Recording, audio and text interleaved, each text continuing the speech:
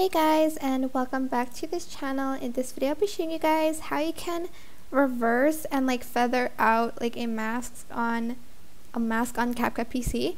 So I'm just going to select my video, or you can select a picture as well. Go to mask, and for instance I wanted to have the outside part, the waters instead.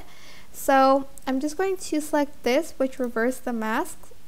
And if I want to feather it out, I can use this button over here, or I can even use this other button over here.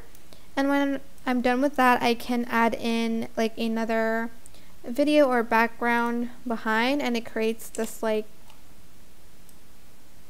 I will add in that mask, as you can see, but I'm just going to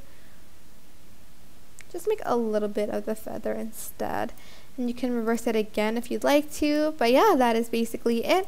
I hope this tutorial is helpful for you guys. Don't forget to like, comment, share, and also subscribe to this channel if you haven't done that already. If you have any questions, just leave it in the comment section down below, and I'll try my best to answer them all for you guys. And if you found this to be helpful, please click the thanks button above the description box down below. Thank you so much for watching. Bye.